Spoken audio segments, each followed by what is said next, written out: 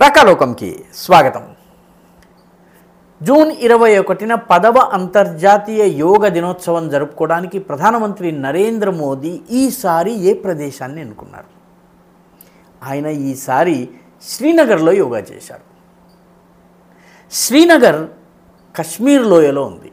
Jammu Kashmir union territory ఏదైతే ఉందో దాని లోపల జమ్మూ ప్రాంతంలో హిందువులు ఒక 40% వరకు ఉంటారు. కశ్మీర్ ప్రాంతంలో ముస్లింలు దాదాపు 99.99% ఉంటారు. ముస్లిం జనాభా ఎక్కువగా ఉన్నటువంటి కశ్మీర్ లోయలో అతి ముఖ్యమైన పట్టణమైనటువంటి శ్రీనగర్లో హురియత్ కాన్ఫరెన్స్లకు వాటికి ఇటువంటి వేర్పాటువాద నినాదాలు వినిపించినటువంటి శ్రీనగర్లో ముస్లిం జనాభా ఎక్కువగా నివసించే శ్రీనగర్లో ప్రధానమంత్రి నరేంద్ర మోదీ 10వ అంతర్జాతీయ యోగ దినోత్సవాన్ని జరపటము, ఆయన స్వయంగా అక్కడ యోగా చేయటము, ఇది చాలా ఇంపార్టెంట్ డెవలప్మెంట్గా మనం భావించాలి. ఎందుకంటే ఆయన చేసింది share Kashmir international convention centre అని ఉంటుంది. ఇది దల్ లేక్ ఆనుకుని ఉంటుంది. ఈ దల్ సరస్సు ఏదైతే ఉందో ఈ దల్ సరస్సు పక్కన ఉన్నటువంటి లాన్స్లో ఈ మొత్తం కార్యక్రమం జరిగింది. ఇదే శ్రీనగర్లో ఉన్నటువంటి హందాన్ మసీద్ దగ్గర కావచ్చును, లాల్ చౌక్ దగ్గర కావచ్చును, వేర్పాటువాదపు పాకిస్తాన్ జెండాలు రెపరెపలాడినటువంటి రోజులు ఈ తరం ఇంకా మర్చిపోలేదు. ఆ ప్రదేశంలో ఈరోజు యోగా జరిగింది. యోగ కార్యక్రమంలో 7,000 మంది పాల్గొన్నారు. ఖచ్చితంగా వీరిలో అత్యధికులు ముస్లింలు. యోగ కేవలం ఒక మతంతో ముడిపడలేదన్నటువంటి విషయాన్ని చెప్పడం కోసమే ప్రధానమంత్రి శ్రీనగర్ని ఎంచుకున్నారు.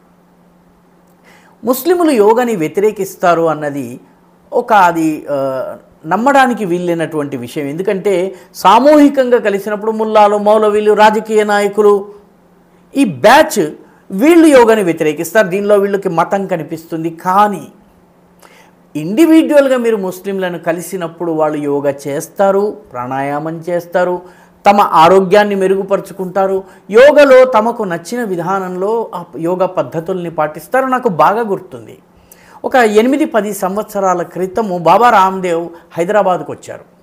హైదరాబాద్కి వచ్చినప్పుడు ఆయనకు ఆతిథ్యం ఇచ్చింది ఒక ముస్లిం కుటుంబం. బంజారా హిల్స్లోని ఒక ముస్లిం కుటుంబము.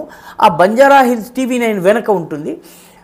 ఆ బంజారా హిల్స్ ముస్లిం కుటుంబంలో బాబా రామ్దేవ్ అతిథిగా ఉండడమే కాకుండా వచ్చిన వాళ్ళందరినీ కలిసేవారు. ఆ కలవడానికి వచ్చినటువంటి వాళ్ళలో యోగలో మతం చూసేటటువంటి అనేక మంది లెఫ్ట్ పత్రికా విలేకరులు, పత్రికా సంపాదకులు, యజమానులు కూడా ఉన్నారు. క్యూలు కట్టి బాబా రామ్దేవ్ దగ్గర యోగ కిటుకుల్ని నేర్చుకుని వెళ్ళిన వాళ్ళు ఉన్నారు. బాబా రామ్దేవ్ని కలవడానికి అనేక మంది ముస్లింలు రావడం నేను ఆ సందర్భంగా స్వయంగా చూశాను. ఇది యోగా ముస్లింలలో కూడా పాపులర్. సౌదీ అరేబియా కావచ్చును, ఆఖరికి పాకిస్తాన్లో కూడా యోగా సెంటర్స్ చాలా పెద్ద సంఖ్యలో ఉన్నాయి. ముస్లింలు వాటిని నడుపుతారు. కాబట్టి శ్రీనగర్లో యోగా దినము జరపటం, యోగా దినోత్సవాన్ని జరపటం అనేది చాలా సింబాలిక్. రెండవది, ఆర్టికల్ 370ని 2019లో తొలగించిన తర్వాత, ఆగస్టు 5, 2019 తొలగించిన తరువాత జమ్మూ కాశ్మీర్లో వచ్చిన మార్పుకి ఈ కార్యక్రమము ఒక సూచికగా, పరిచాయకంగా ఉన్నది. ఎందుకంటే జమ్మూ కాశ్మీర్లోని కశ్మీర్ లోయలో ఇప్పుడు సమస్యలు నెమ్మదిగా తొలగుతున్నాయి. ఉగ్రవాదం అంతరిస్తోంది. ఇప్పటికీ అక్కడక్కడ ఉగ్రవాదులు వస్తున్నారు, కానీ వాళ్ళు స్థానికులు కారు. గమనించవలసిన విషయం ఏంటంటే ఈరోజు ఉగ్రవాద సంఘటనలు కశ్మీర్ లోయలో జరగటం లేదు, జమ్మూ ప్రాంతంలో జరుగుతున్నాయి.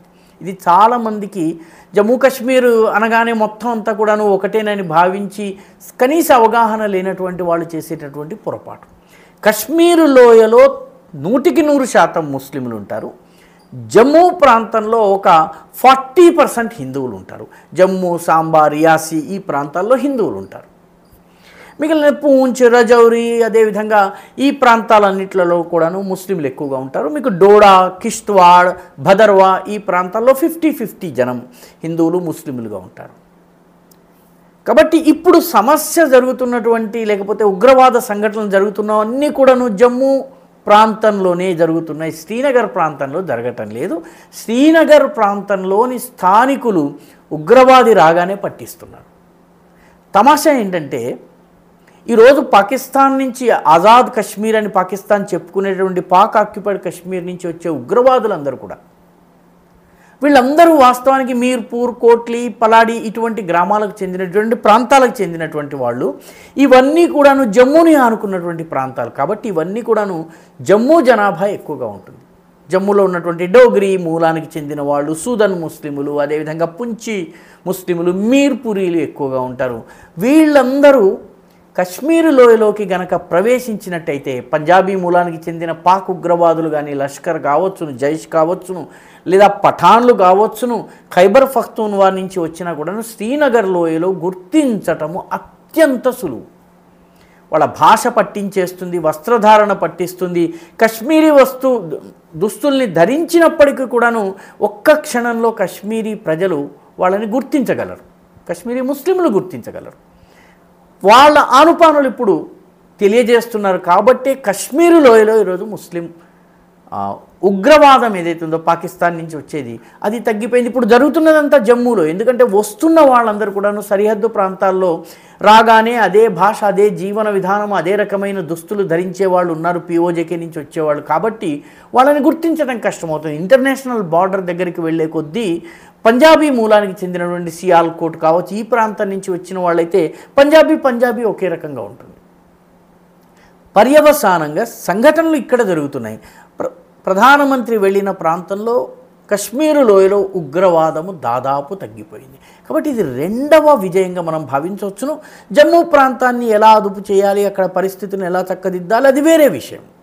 శ్రీనగర్ లోయ ఎక్కడైతే పాకిస్తాన్ జిందాబాద్ నినాదాలు వినిపించినాయో అక్కడ ఈరోజు హాయిగా యోగ దినోత్సవం జరుపుకుని 7,000 మందితో కార్యక్రమం జరుపుకునేటటువంటి వాతావరణం ఉంది. ఇది రెండవ ముఖ్యమైనటువంటి సూచిక. ప్రధానమంత్రి శ్రీనగర్ ప్రాంతంలో ముఖ్యంగా కశ్మీర్ వ్యాలీలో దాదాపు 1,800 కోట్ల రూపాయల విలువైనటువంటి అభివృద్ధి కార్యక్రమాలకు శంకుస్థాపన కూడా చేశారు.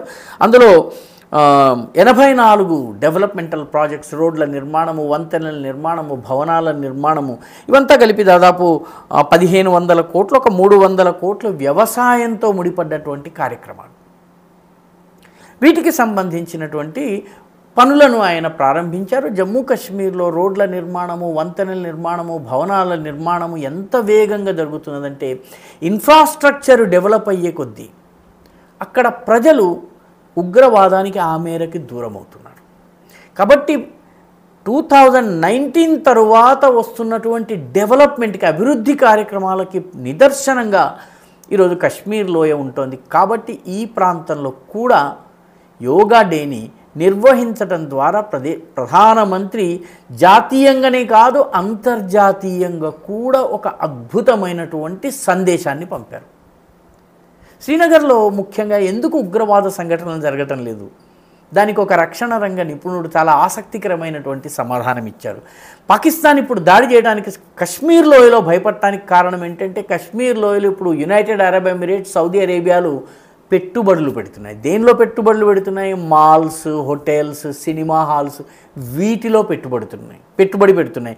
వీటన్నిటినీ ఇస్లామిక్ ఉగ్రవాదులు యాంటీ ఇస్లాంగా చెప్పి వాటన్నిటిని నిషేధించారు కశ్మీర్లో. ఇప్పుడు డబ్బు పెడుతున్నది Saudi Arabia, United Arab Emirates. Saudi Arabia, United ఎమిరేట్స్ని విమర్శించి వాళ్ళు కడుతున్నటువంటి కట్టడాలను కనుక ధ్వంసం చేసినట్టయితే పాకిస్తాన్కి వచ్చే ఆ కొద్దిపాటి $పెట్రోడాలర్స్ కూడా రావు. కాబట్టి పాకిస్తాన్ ఇప్పుడు ఈ పూంచ్, రజౌరి, హీరామండి, రియాసీ, డోడా, కిష్త్వాడ్, భదర్వా ఈ ప్రాంతాల మీద దృష్టి పెట్టింది. కానీ శ్రీనగర్ చుట్టుపక్కల ప్రాంతాల్లో సౌదీ అరేబియా డబ్బులున్న ప్రాంతంలో ఎటువంటి అటాక్ జరగదు అని చెప్పి ఆయన చెప్తున్నారు. దాదాపు ఈ 3 రకాలుగా భారతదేశం సాధించినటువంటి విజయాలు, వీటికి ప్రతీకగా అక్కడ యోగా డే జరుగుతోంది. ఇది మనము గమనించాలి. సరే, ఎన్నికలు కూడాను ఈ సంవత్సరాంతానికి జమ్మూ కాశ్మీర్లో జరిగేటటువంటి అవకాశం ఉంది. ఎన్నికలు గనక జరిగినట్లయితే కొత్త ప్రభుత్వము, ప్రజాస్వామ్యబద్ధమైనటువంటి ప్రభుత్వం కూడా వచ్చేటటువంటి సూచనలు ఉన్నాయి. కాబట్టి ఈ 4 విజయాలకి ప్రతీకగా ఈసారి శ్రీనగర్లో యోగా డేని ప్రధానమంత్రి జరుపుకున్నారు. ఈ వీడియో మీకు నచ్చినట్టయితే లైక్ చేయండి, షేర్ చేయండి, ఈ ఛానల్కు సబ్స్క్రైబ్ చేయండి. మీ అభిప్రాయాన్ని కమెంట్ల రూపంలో తప్పనిసరిగా పంపించండి.